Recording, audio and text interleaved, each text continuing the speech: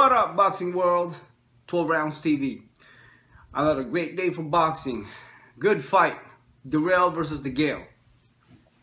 Alright, my prediction of it was 10 rounds or less, and that Dirrell would score a knockdown or knockout against DEGALE. Apparently that's wrong. Like I said, anything can happen in boxing. But if there's one thing I want to say about this fight, it was very good. It was interesting. It was exciting because you just didn't know what you were going to get. You know, two super middleweight guys just punching each other. You know what I mean? Just like getting at it. So at any given time, the fight could have changed. Could have gone the other way. Unfortunately, Dirrell was knocked down twice, almost three times, twice on the second round. Let's go back to the first round. First round, DEGALE was more aggressive. I believe that Dirrell was very quick and very fast with his hands. I thought that it was a solid fight, and I thought it was going to be a really, really good fight, and it was. You know, indeed it was. And in the first round, I saw Dirrell winning the round, and indeed he did. On the other hand, I didn't really like DEGALE's style and his posture, because he always had his hands down, you know. But I underestimated his power. DEGALE's power is strong. He's got power. He's strong, but it's one of those things that, you know, I'm gonna catch you with one punch, kind of like what Bradley tried to do to Pacquiao the second match. You know, yes, big shots do come and do win fights, but you only get so much of those. You know what I mean? You could knock down a guy twice or three times, unless you knock him out. You still got other rounds that you gotta win. You know what I mean? I mean, you came to the point where I think it was 6, 7, 8, 9, 10 rounds where Dirrell was actually coming back. You know, he's actually winning rounds. He wasn't knocking down DEGALE, but he was actually winning rounds because, like I said, jabs win rounds, and he maintained his composure, and he got back to his senses, Dirrell that is, and he started winning some rounds. But this is what I noticed after the knockdown, 2 knockdowns on the second round by DEGALE. It took a couple rounds for Dirrell to get back on his senses. You know, obviously when you get knocked down like that, especially, it was a beautiful knockdown. I mean, it was a left hand knockdown. It was like one of those Superman punches. All DEGALE's power landed in right side of Dirrell's face, and he fell. Like, you know, he felt like a hot potato. He just fell. But like I said, after that, you know, it took a couple rounds for Dirrell to get back on his feet and actually maintain his composure and actually get back to his senses. So I thought DEGALE was gonna win it. I thought he was gonna, you know, I thought the fight wasn't gonna go no more than 5 rounds. But for somewhat reason, I think DEGALE got comfortable and fell in love with those knockdowns, and he slowed down. Don't get me wrong, he was still jabbing, he was still punching, he was still, you know, being very fast and quick with his feet, but he slowed down a bit. He slowed down. I don't know why he did that. He could have won that round, or he could have knocked down, I believe, he could have finished that fight against Dirrell within 5 rounds. But he slowed down, but it doesn't matter. He won the fight, right? But interesting though, the second half, like 7, 8, 9, 10, Dirrell started winning some rounds. I mean, I was like, oh, okay, all right, we have a good fight. You know, we have a good fight. That Dirrell actually came back to his senses and started throwing some combos and actually was landing some shots. And this one, DEGALE was actually, he looked fatigued, like tired, like he didn't want to punch no more. But I was like, Dirrell actually got a chance to win this. So yeah, as the rounds went on, like I said, 7, 8, 9, 10, Dirrell was winning some rounds, like I said, with all those combos and shots. And to be honest though, I think that Dirrell is much faster than DEGALE, but you know, he slipped on the second round and underestimated DEGALE's power. And like I said, DEGALE's style is more like one of those, I'm gonna knock you out with one punch, which is good, but is bad on the other hand, because you're only gonna get those so much, especially when you're fighting a quick guy, you know, very fast and quick. Dirrell has very quick, fast hands. You know, it's just that he becomes very confident and very cocky, and he becomes stagnant.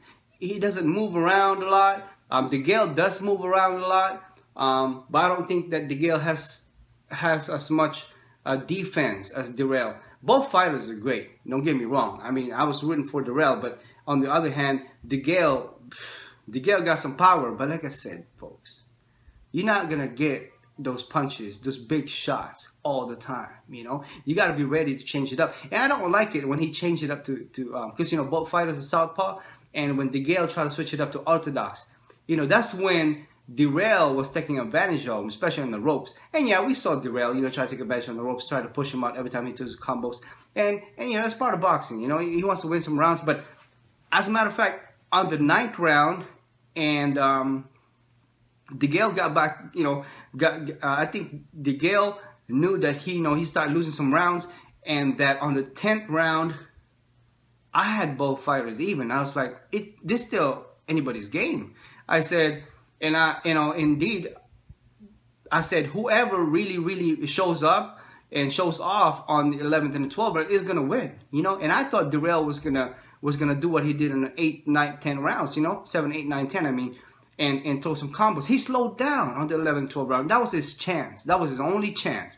And he let DeGale win those rounds, and he let DeGale pretty much own those rounds. Because DeGale, like I said, he slowed down for like 3 rounds, but he came back strong on the 11th and the 12th rounds, which is more than enough to win the rounds. I mean, he was already winning. DeGale was already ahead, you know, by 3 points because of the knockdown on the 2nd round.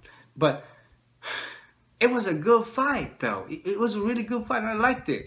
You know, it was like one of those, oh man, he got knocked out twice, boom, you know, early round, you know, kind of like the Golovkin versus Monroe, you know, 2nd round knockdowns, and it was beautiful, and I said, oh, this is going to be an early day.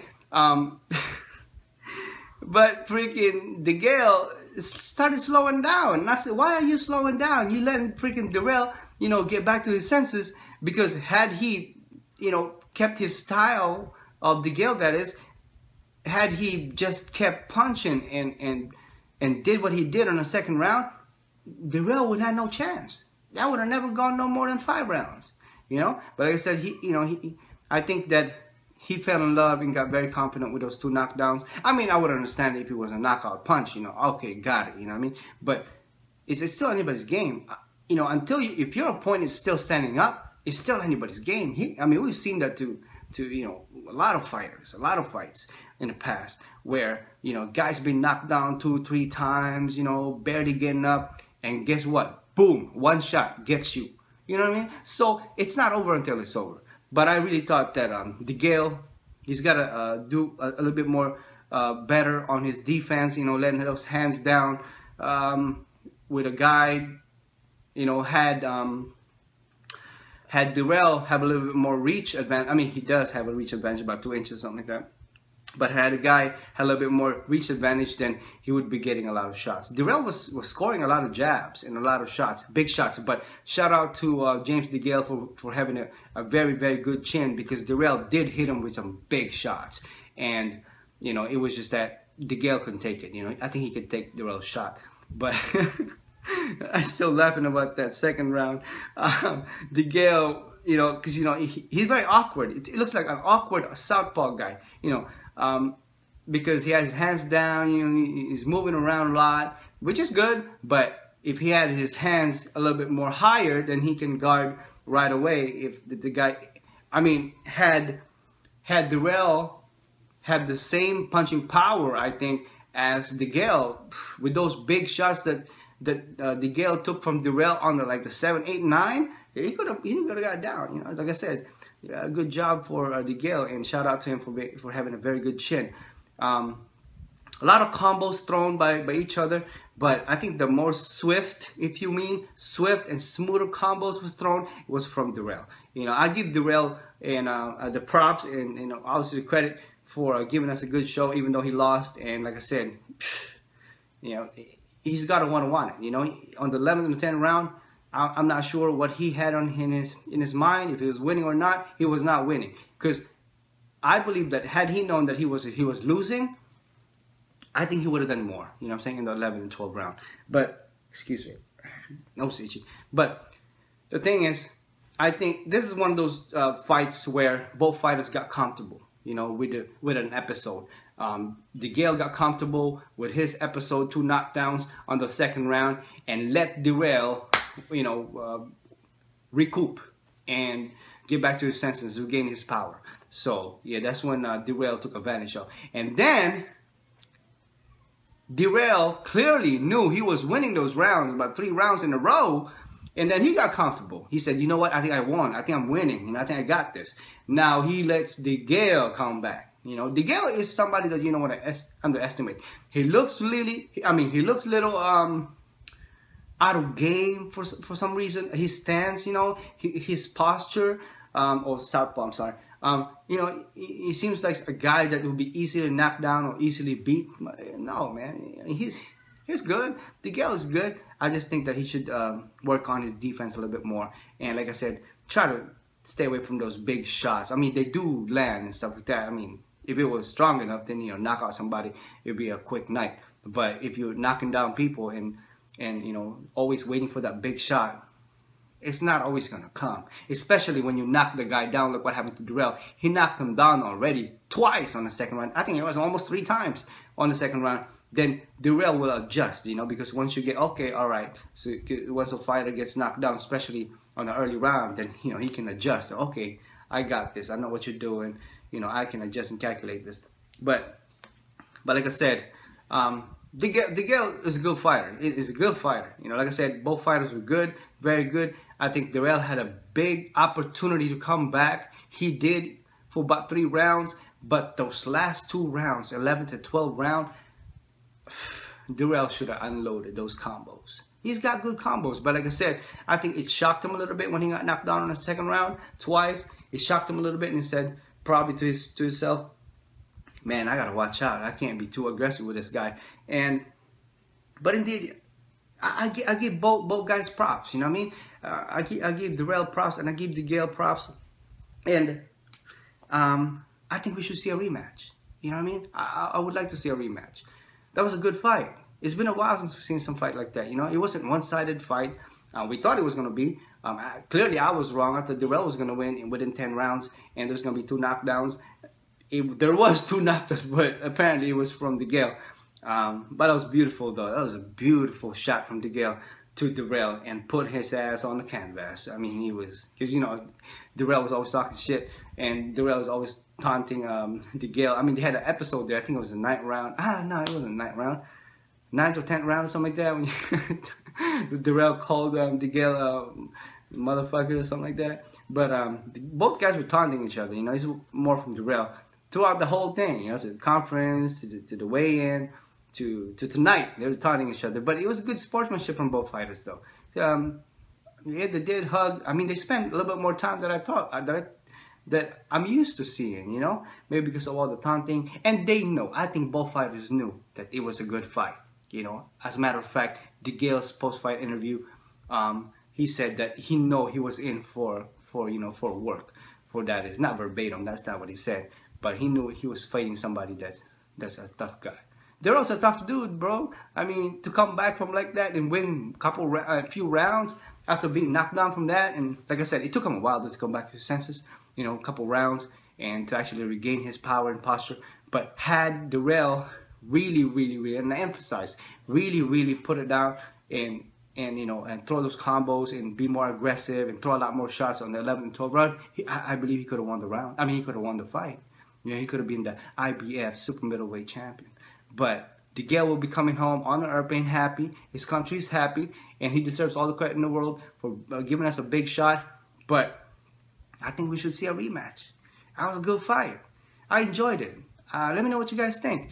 Yeah, there you go. Congratulations to DeGale. Shout out to him for having a great chin, for giving us a good fight. This was his first fight in the U.S. And to Dirrell, I hope he becomes resilient, you know, and bounce back from this, and maybe get a rematch from DeGale. It was a good fight, folks. It wasn't like somebody running around and stuff like that. No, you know, it was like toe to toe, you know, almost toe to toe, and trading shots. I mean, counter punches. I mean, you name it, we had it all. You know, the only thing we didn't see was a knockout cold, but we had knockdowns, we had body shots, we had face shots, we had combos. I mean, we had a little bit of a brawl there. I mean, we had blood. You know, I mean, we had swelling. I mean, we had everything. So it was good. It was a good fight, man. Good fight. I'm surprised this wasn't advertised and blew up a little bit bigger. And like I said, both fighters over 6 feet tall. They weigh in pretty much the same, 167 pounds and some ounces. Pretty even Steven. I mean, the records was pretty even Steven. They both have over 20-something fights. They've only lost once. And just to let you guys know, Dirrell has never been knocked down. Only been knocked down once before tonight. So he's been knocked down 3 times now to his career.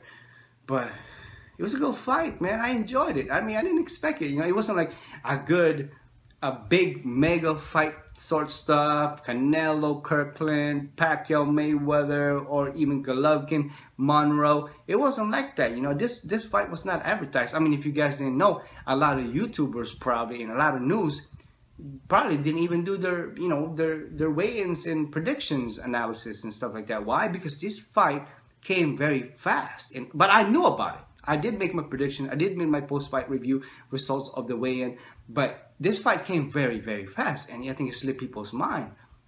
And but it was good. You know, we underestimated this fight to be this good. It was good. I enjoyed it. I'd like to see more. Let me know what you guys think. As always, like I said, shout out to DeGale for winning. You're a champion. Good job. And to Dirrell, just bounce back from this, and hopefully you get a rematch. Until next time, 12 Rounds TV, peace.